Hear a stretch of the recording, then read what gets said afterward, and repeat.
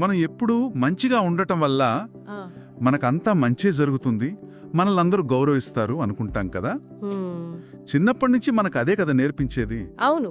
కానీ ఆ, అసలు నిజం వేరేలా ఉంటే, హ్మ్, మన మంచితనమే మనల్ని ఒక ట్రాప్లోకి నెడుతోందని ఎప్పుడైనా అనిపించిందా? ఎగ్జాక్ట్లీ. ఇది చాలా మందికి రిలేట్ అయ్యే పాయింట్. అంటే మనం ఫాలో అయ్యే మ్యాప్ మనల్ని గమ్యానికి కాకుండా ఒక వలలోకి తీసుకెళ్తోందేమో అనిపిస్తోంది. కరెక్ట్. ఇది చెడ్డవాళ్లుగా మారమని చెప్పడం లేదు, that's not the point at all. కాదు కాదు. కానీ మన మంచితనాన్ని తెలివిగా ఒక ఆయుధంలా ఎలా వాడుకోవాలో చెప్పడమే ఈ చర్చ యొక్క ఉద్దేశ్యం. అంటే గుడ్డిగా మంచిగా ఉండటం వేరు, ఆ, వ్యూహాత్మకంగా అంటే స్ట్రాటజికల్గా ఎక్కడ మంచిగా ఉండాలో అక్కడుండటం వేరు. ఈ రోజు ఆ వల నుండి ఎలా బయటపడాలో చూద్దాం. అవును, ఈరోజు మనం చర్చించబోయేది అదే.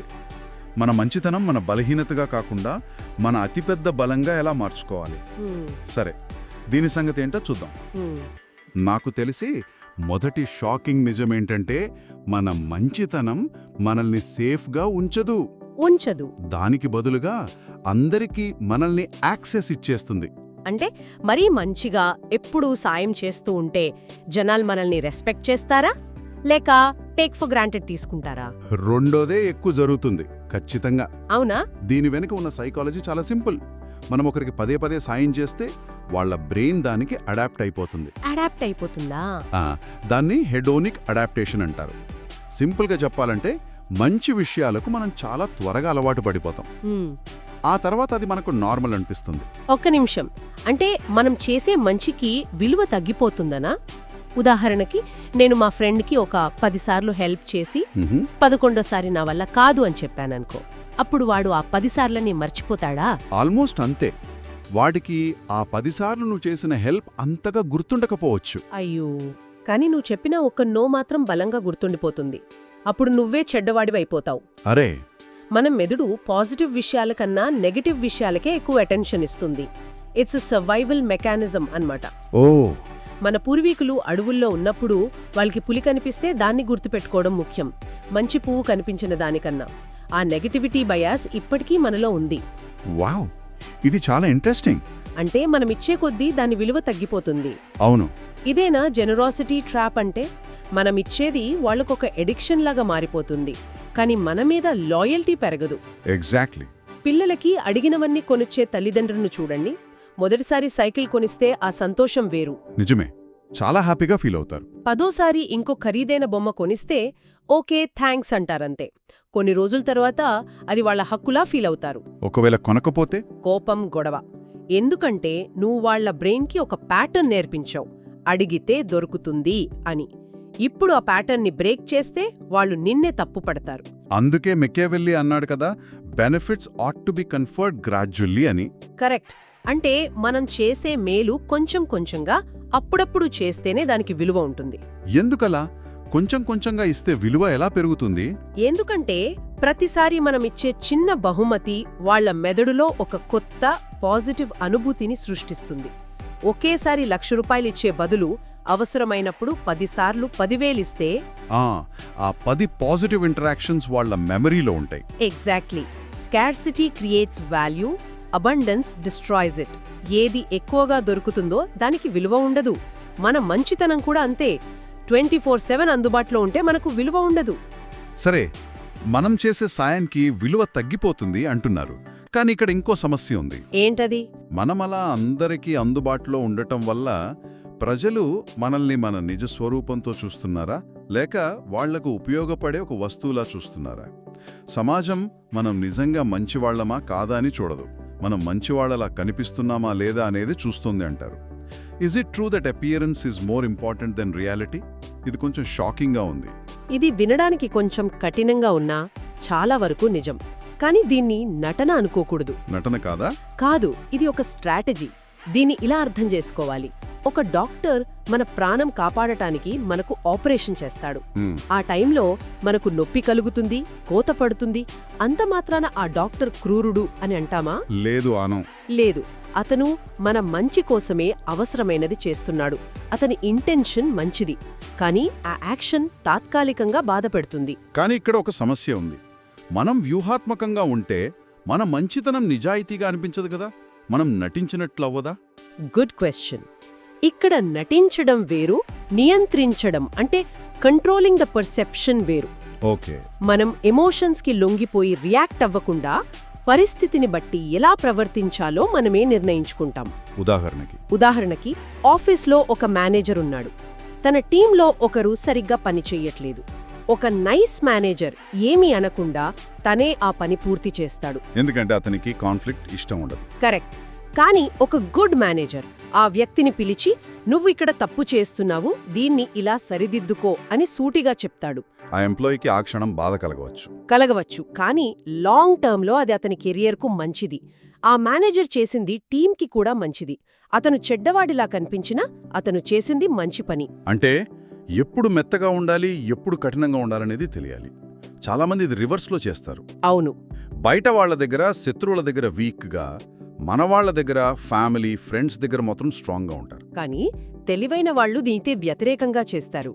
బయట ప్రపంచానికి స్ట్రాంగ్గా ఒక బౌండరీతో కనిపిస్తూ మన వాళ్ల దగ్గర ప్రేమగా ఉంటారు. మికియవెల్లీ చెప్పినట్టు, everyone sees what you appear to be, few experience what you really are. Exactly.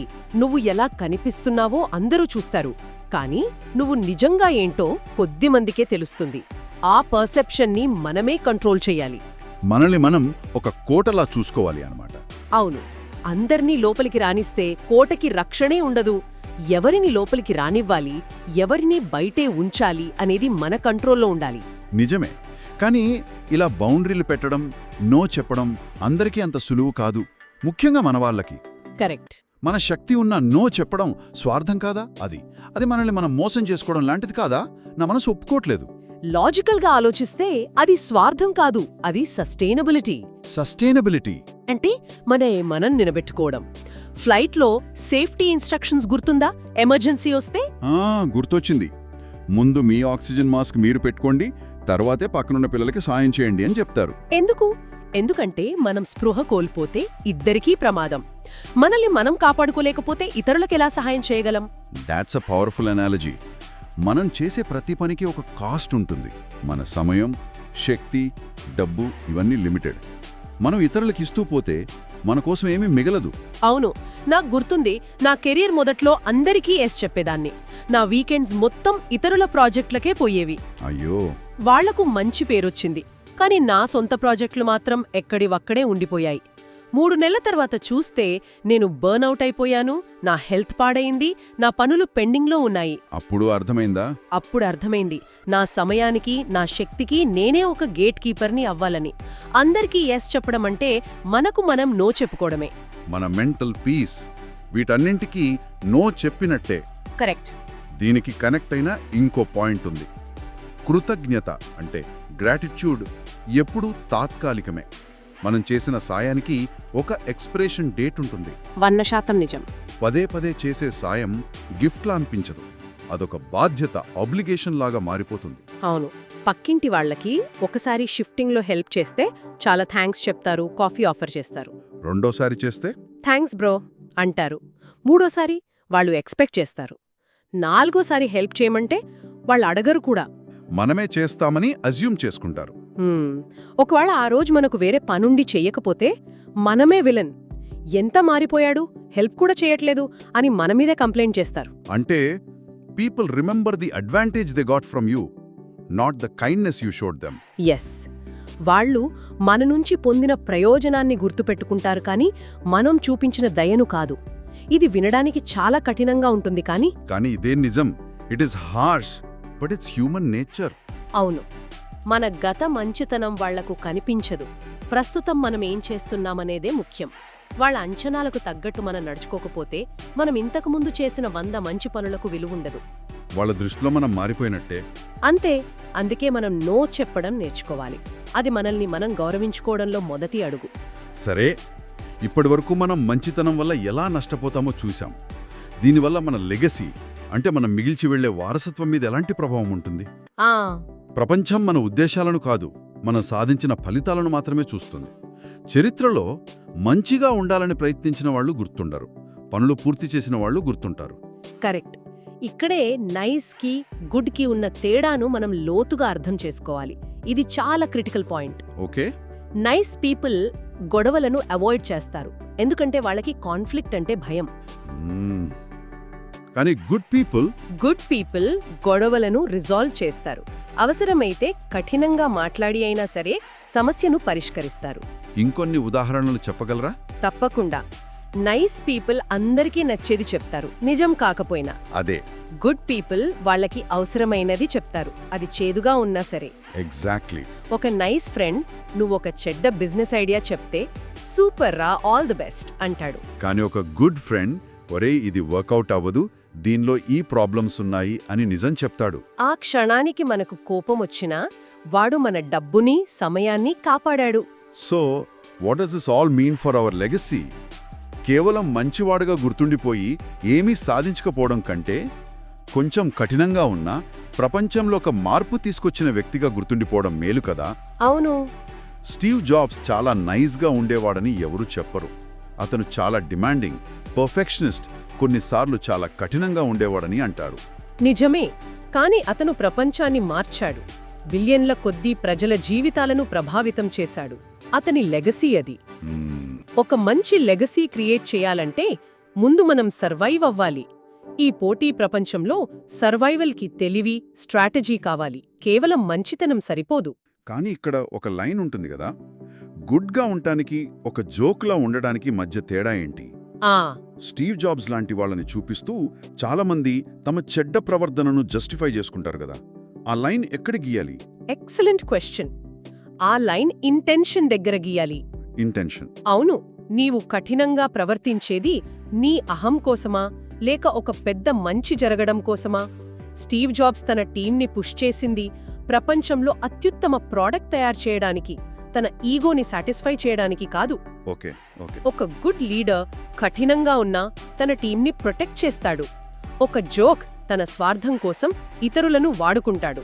అందుకే మెకియవెల్లి అన్నట్లు, it is better to be feared than loved if you cannot be both. Correct. దీన్ని అక్షరాలా తీసుకోకూడదు. దాని అర్థం అందరితో ప్రేమగా ఉండటం కంటే వాళ్లతో గౌరవాన్ని, అంటే రెస్పెక్ట్ సంపాదించుకోవడం ముఖ్యం. ప్రేమ వస్తుంది, పోతుంది, కానీ గౌరవం నిలబడుతుంది. అవును. పాపులారిటీ కంటే ఇంపాక్ట్ ముఖ్యం. సో ఫైనల్గా మనం నేర్చుకున్నదేంటి? వ్యూహం లేని మంచితనం ఒక ప్రమాదకరమైన వల. కరెక్ట్. అది మన శక్తిని, సమయాన్ని, డబ్బుని మొత్తం లాగేస్తుంది. చివరికి మనం అలిసిపోయి, విసిగిపోయి ఏమీ సాధించలేకుండా చేస్తుంది. మనం మంచివాళ్లం, కాని మనకంటూ ఏమీ మిగలదు. అంతే. కాని అదే మంచితనాన్ని తెలివిగా, వ్యూహాత్మకంగా వాడితే అది మనల్ని కాపాడే అతిపెద్ద ఆయుధమవుతుంది. దానితో మనం నిజమైన మార్పును తీసుకురాగలం. అంటే ఎవరికి సాయం చేయాలి, ఎప్పుడు చేయాలి, ఎప్పుడు నో చెప్పాలి అనే స్పష్టత ఉండాలి. ఆ స్పష్టత ఉండాలి. మనం మంచితనాన్ని ఒక ఆయుధంలా వాడాలి, ఒక బలహీనతలా అందరి ముందు ప్రదర్శించకూడదు. మన వాల్యూని మనమే డిసైడ్ చేసుకోవాలి, ఇతరులకు ఆ పవర్ ఇవ్వకూడదు. ఇక వినేవాళ్లు ఆలోచించాల్సిన ఒక ఆఖరి ప్రశ్న: మీ మంచితనం మిమ్మల్ని బలహీనపరిచి ఇతరులు వాడుకునేలా చేసుకుంటారా, లేక దాన్ని మీ అదుపులోకి తీసుకుని మీ అతిపెద్ద శక్తిగా మార్చుకుంటారా? ఈ నిర్ణయం మీదే. ఈ వీడియో చూసినందుకు ధన్యవాదాలు. దయచేసి మా ఛానల్ని లైక్ చేయండి, షేర్ చేయండి మరియు సబ్స్క్రైబ్ చేయండి.